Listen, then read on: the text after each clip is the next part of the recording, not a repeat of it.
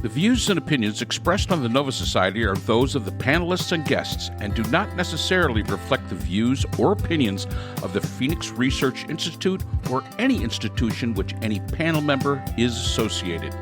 Reproduction or dissemination other than for the purpose of education or information without the express written permission of the Phoenix Research Institute or Nova Society Media is strictly prohibited. So I'd like to welcome everyone back to the Nova Society.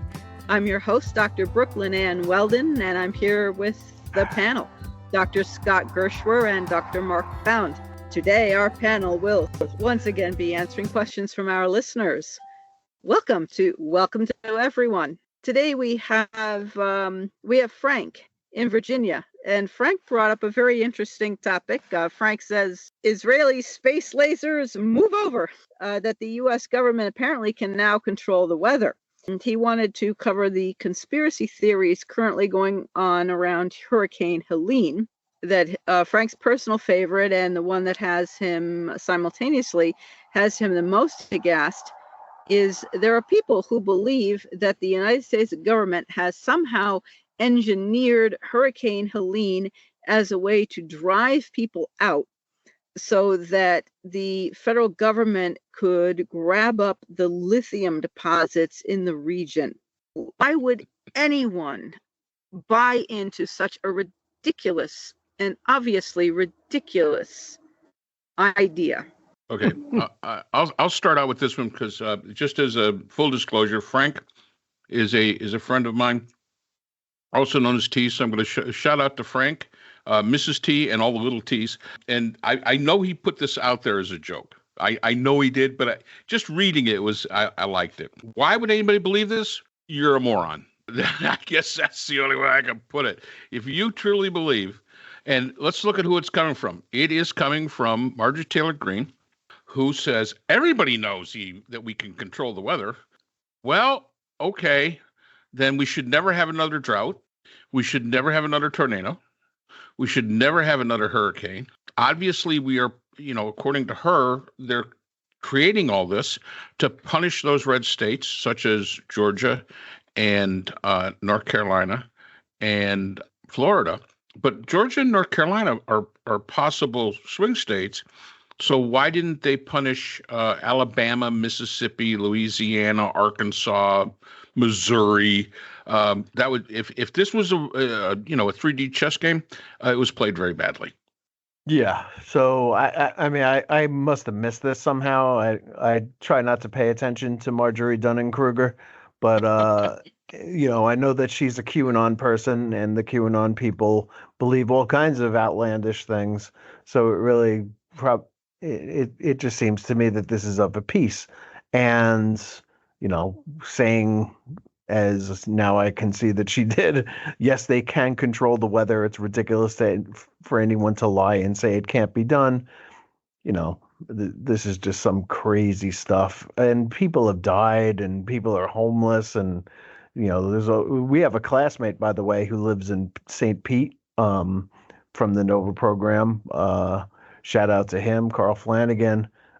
His house is gone, and I sent him a note yesterday saying, if you're still there, get the hell out, man. This is the big one coming. And his reply was kind of cryptic. He just wrote back, "Yeah, it might be," or something like that. And I was like, I think he's had enough. Like he's thrown in the towel. Hopefully, he's somewhere safe. I'm not sure that. I don't think he went back to St. Pete. Has not gone back to St. Pete yet since the last storm, which, completely wrecked his house and destroyed everything they own. He was living in a hotel last I talked to him. But yeah, I guess if you can believe that, high school shootings are staged and space lasers from the Rothschild family cause forest fires, why not believe that people can control the weather and start sending hurricanes up towards red states? I guess I'm not really sure what the point is. I don't either. And actually, we have some teaching colleagues that we teach with that are also in the Tampa St. Pete area. So I know that Kimberly Salgado who I teach with, is there, and hopefully she'll stay safe. And Bobby Hune, I think Bobby is over because he's been a guest on the show. I think Bobby is over in closer to Fort Lauderdale, but by the looks of it, just watching the weather, the weather guy, it looks like it'll be a hurricane level 1 when it reaches him, and it's going to expand and get bigger. So this is yeah. So I have a couple of friends who live in the Fort Lauderdale area, and in western Broward County, which is, sort of in the middle of the state, there are tornadoes ripping through there right now, this morning. So that's yet another thing that they have to worry about. In Fort Lauderdale, the streets are deep with water, even when it rains. So this is going to be really big there, just the amount of rain that they're going to get. But now there are tornadoes that are an offshoot of this storm that are ripping through what are mostly rural areas, but there are a lot of sort of poorer places, like the century villages tend to be built out there. The not so much high end housing places, trailer parks and things like that, tend to be like more towards the middle of the state rather than the coasts. And they're getting hammered with tornadoes. It's real sad. Marianne lives in Port Charlotte. Yep. By the way. So yeah. And another classmate of ours from the Nova program, actually 2, Cade Resnick and his wife Shayna. They live in Orlando. So yeah, there's a lot of, actually it's Shauna. I don't know why I always called her Shayna. Shauna. They live in Orlando, in that general area. So yeah, there's a lot of people that we know here at the podcast that are in harm's way, and hopefully they'll stay safe. These are the people that will heed the warnings, thankfully, but it's those ones that won't. I saw something that was on the news. Some kayaker thinks that he can kayak his way through this thing. Hey, but bye. I mean, it ain't happening. But as far, back to Frank's thing, why do people believe it? It's unexplainable.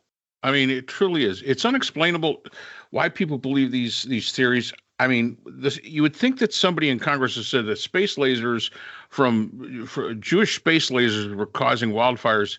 You'd think that would have taken all credibility. But if we were talking about this about a month ago on the podcast, she was trying to come out as being the sane messenger of the Republican Party. That's the sane messenger. So why this stuff keeps gaining traction, I couldn't even begin to tell you, Frank. I wish I could. I'm just going to mass psychosis. That's the best I can do. I'll tell you this, Frank. It didn't start recently. It's been coming, and it's been developing, and it probably began with like a Rush Limbaugh. It might have been with Newt Gingrich. The craziness has been coming, and it has reached a fever pitch. But there was an old book, The Paranoid Style of American Politics, was mostly about Republicans being really paranoid. And I think that was written in the 1950s, if I'm not mistaken. Yep. So it's not all that new. No, it's not. It isn't new. All Brooke can do is shake her head. Yeah, I just don't. And I mean, there are floods in Vermont, and there's other storms elsewhere. And as you say, we'd be able to control other storms. And what about all the heavy snowstorms in places like Buffalo, where people freeze to death in their cars? Surely those would not happen either. And wildfires in blue states, those wouldn't happen. I mean, or if there were, we could send a storm to them and put them out. That's correct. Exactly. That's so it the moment one subjects the statements to any type of thought, clearly the entire hypothesis just simply falls apart. So I just don't understand how anyone could even begin to grab the idea and say, oh, yeah, obviously. Of course it's true. Well, a lot of it, Brooke, is because the right seems to think everybody's out to get them. Yeah, it's paranoid. Right. I mean, You want to blame somebody. It's all grievance based, and you want to blame somebody. So, let's find somebody to blame. And if you have to work overtime at doing it, then so be it. and if the answer and if the reasoning is outlandish, as long as it places blame somewhere else, as long as it accomplishes the goal of it's not my fault, or that it's all going against me because somebody's cheating or something along those lines, then you'll buy into almost any narrative. I mean, it's crazy, but as Scott said, it's always been there, but it just hasn't been out in the open like this. Well, it's amplified by social media for sure. It is amplified, but absolutely, it's amplified by social media, and it's amplified by some of the mainstream media who latch onto this for clicks and for views, just to rile the people up, and it's dangerous. First of all, I mean the idea of the government controlling the weather. I mean, that's like from, I don't know, a 1998, the Avengers, the old British remake, which had Uma Thurman in, and Sean Connery. He was the evil master plan, and he had a thing to control the weather. I mean, that's what this is. I mean, this is science fiction. Yes, the human race can do an awful lot of things, but if there's one thing we've never been able to control, it is the weather. We can't control it. If we could, we would. And we would do it. I mean, can you imagine what the Russians could do with the tundra if they could control the weather? Wow. It's amazing what could be done if we truly had that capacity. But these are also the same people that say the moon landing was faked. Now, we can control the weather, but we can't land on the moon. And by the way, it's or also the Earth is flat. Right. It's also stopping us from talking about things that matter. And Correct. I think that's probably in their best interest, because if you look at the news today, the actual news, not this craziness, what you find is that in the last 24 hours, I discovered that in Trump's Bible that he sells to his fans for $60 a Bible, and he put the Constitution, the Declaration of Independence, and some other documents in there, doesn't contain any amendments after the Bill of Rights, as if to say none of those amendments after the Bill of Rights are legit because they're not what the framers wanted. And that includes all the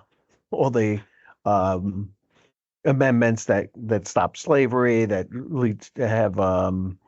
that codify birthright citizenship, civil rights, all that kind of stuff doesn't matter. And that's really what I think he's saying. And then, of course, he rails about China all the time, but these Bibles are actually manufactured in China.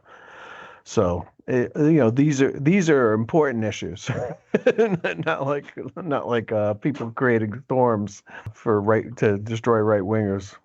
So hopefully we answered that for you, Frank. And I know it was an answer that we have no answer, because logic doesn't work with this.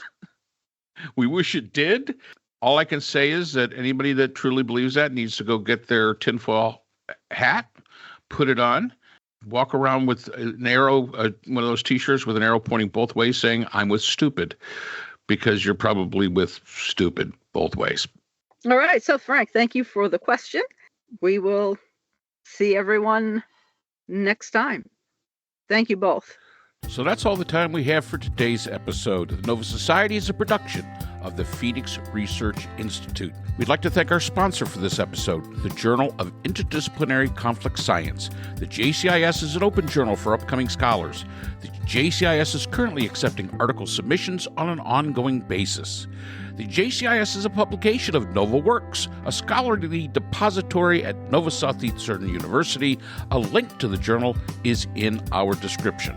We'd also like to thank our podcast partners, Buzzsprout, who hosts the Nova Society, Audacity, who is our editing partner, and Podkite, who does all of our analytics. We'd also like to thank iHeartRadio, where people get their music and podcasts, Apple iTunes, the largest source for music and podcasts on the internet, Spotify, the most popular source for the Nova Society.